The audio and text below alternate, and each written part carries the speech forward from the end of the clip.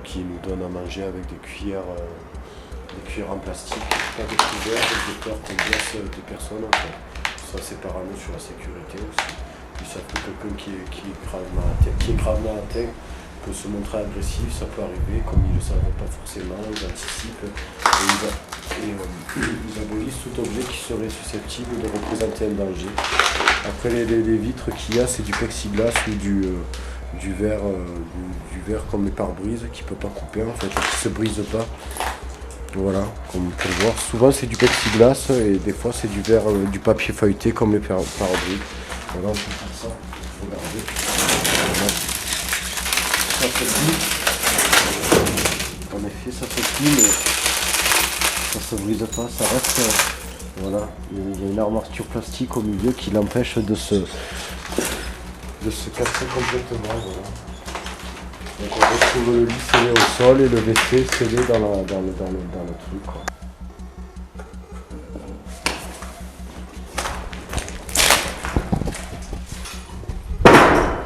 Ici c'est la porte où on voit une vitre pour que les infirmiers puissent nous voir à travers la vitre sans avoir besoin d'ouvrir la porte en fait pour nous surveiller, pour jeter un coup d'œil. Quand on fait une demande, on la fait taper à travers le carreau. D'ailleurs, les autres patients n'ont pas le droit de nous parler, même à travers la vitre. On est coupé de tout contact vis-à-vis de l'extérieur pour vraiment se recentrer sur nous-mêmes et tout. Et les autres patients n'ont pas le droit de nous passer une cigarette ou de ne serait-ce que communiquer avec nous. En fait, c'est l'isolement total en fait.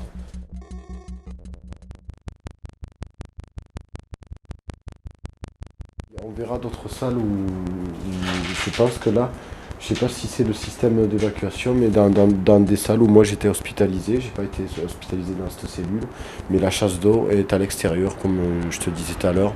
On n'a même pas la possibilité de gérer nous-mêmes notre chasse d'eau, quoi. Enfin, c'est même ça, on le vit comme une privation de liberté, en fait, de pas avoir cette interactivité sur quelque chose de commun qu'on maîtrise et qu'on...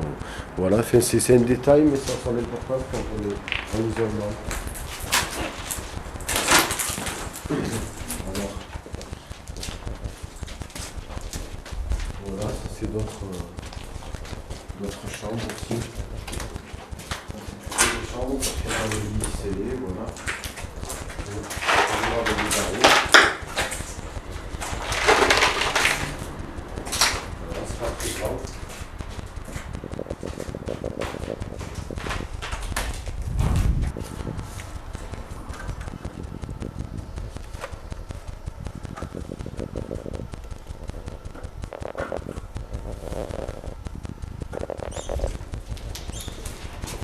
Je te souviens ici, qu'est-ce que c'est? Non, mais j'ai perdu le côté où j'étais.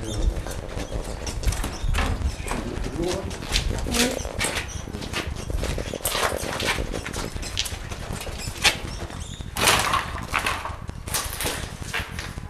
Ça, c'était des bureaux, pareil, pour les secrétaires, tout ça, tout ce qui est administratif.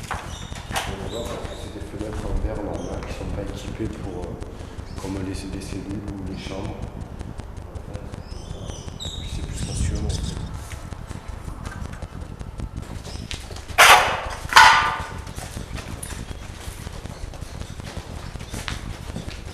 Voilà, pareil, des salles administratives.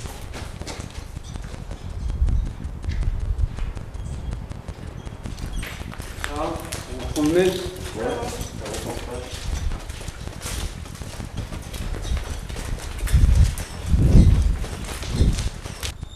alors ça c'est un tableau où les infirmiers notent le traitement de chaque patient en fait, par souvent pour les usagers quoi, pour les voilà, le traitement qui change tous les jours en fait, comme les infirmières sont chargées de doser tous les traitements chaque jour en fait, par avis du psychiatre, ça peut changer quotidiennement. Donc souvent ils ont des notes avec les noms des patients, de chaque patient, chaque chambre et le traitement après diverses informations sur qui concerne les patients en fait. Ça c'est surtout le bureau des infirmiers normalement qui est équipé de ces tableaux en fait. Et souvent on écrit, c'est avec des marqueurs et des... Voilà, qui mettent des informations qui peuvent changer tous les jours en fait.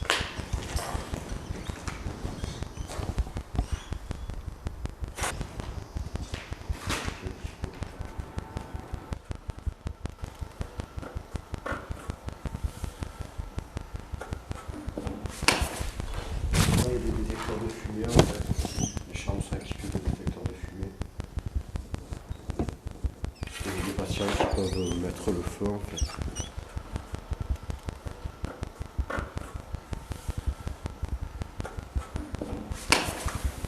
Donc je parlais des matériaux ignifuges parce que avec les neuroleptiques qui sont des cachets très forts en fait, qui ont un fort effet sédatif en fait. Souvent il y a des patients qui peuvent s'endormir avec leurs cigarettes. Ils mettaient leur feu à leur drap et mouraient suite à un incendie parce qu'ils s'endormaient par rapport à la prise de neuroleptiques en fait, très fort, un traitement très lourd en fait, très sédatif.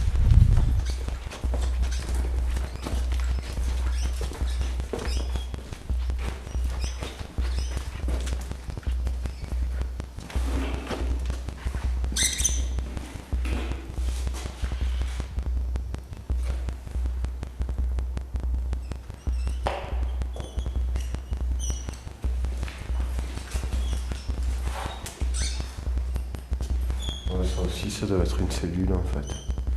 Puis les qui sont scellés.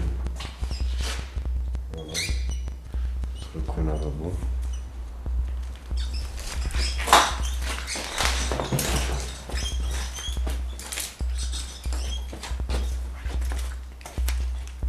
Une cellule parce qu'on retrouve les marques du lit, là où il est scellé. Dire que il n'y a pas de fenêtre, voilà, accès à l'extérieur. Quoi. Voilà. Voilà. Ça aussi, ça c'est une.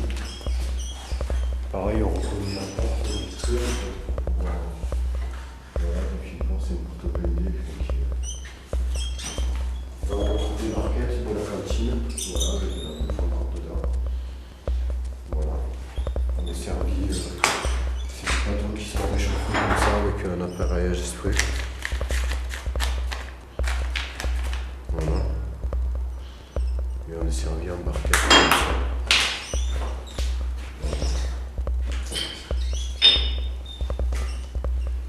Alors on retrouve du linge là, enfin, je sais pas si c'était un patient ou quoi, mais il y a des. Souvent il y a des patients qui arrivent avec rien du tout, qui reviennent de la rue, qui savent pas, qui sont des fois même incohérents, qui savent pas d'où ils viennent et tout, qui ont tout perdu. Donc il y a des habits qui sont prévus pour les personnes qui n'ont pas d'habits de rechange en fait. Et tout le temps dans chaque hôpital il y a une lingerie en fait, où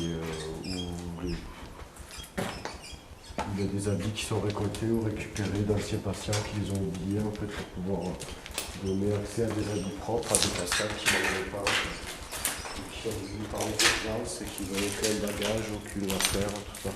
Donc celui-là, il est prévu salle télé. Dans chaque bâtiment, en fait, il y a toujours une salle télé où les patients peuvent regarder la télé. Le soir, il y a une télé commune, quoi, parce qu'il n'y a pas de télé dans les chambres en psychiatrie généralement. Pas comme dans les autres hôpitaux. Il y a des hôpitaux qui sont équipés de télé individuelles, mais à ce moment-là, il faut qu'elles soient des réseaux plexiglas pour pas que les patients les cassent ou quoi. Généralement, en psychiatrie, on n'a pas accès à la télé individuellement dans chaque chambre. Il y aurait trop de problèmes de casse ou de vol, de dégradation.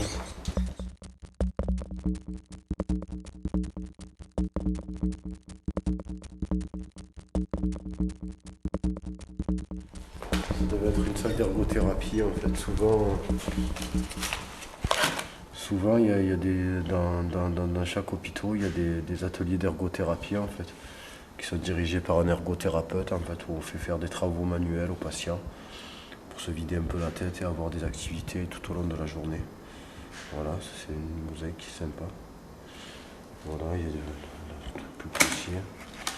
Du découpage, du dessin, du ping-pong aussi, il y a tout le temps des tables de ping-pong. Du baby-foot, ça fait 15 ans. Des ateliers d'écriture. Voilà, viens voir. Là, on voit les vis, où sont les trous où scellent les vis pour buter la vitre en fait, qui est coulissante et qui s'ouvre pas plus que de là, ce que je disais tout à l'heure, avec le sentiment d'enfermement que qu'on peut ressentir quand justement on se retrouve enfermé, qu'on essaye d'ouvrir la vitre. On se rend compte qu'on ne peut pas l'ouvrir plus de cet espace à celui-là en fait. Et de l'autre côté pareil.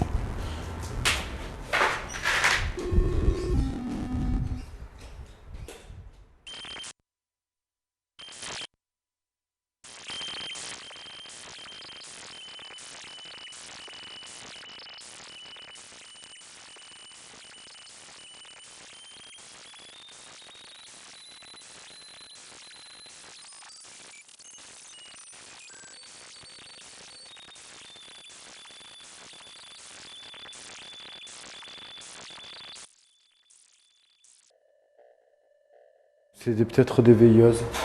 Je pense que c'est des veilleuses ou des séchoirs à main, je sais pas. Je sais pas dans ça. Là, on a des lumières tamisées en fait qui sont mises de chaque côté de lit. Comme il y a un interrupteur dessous, ça doit certainement être ça. Il y a des patients qui ont peur de s'endormir dans le nord par rapport à différents traumatismes en fait.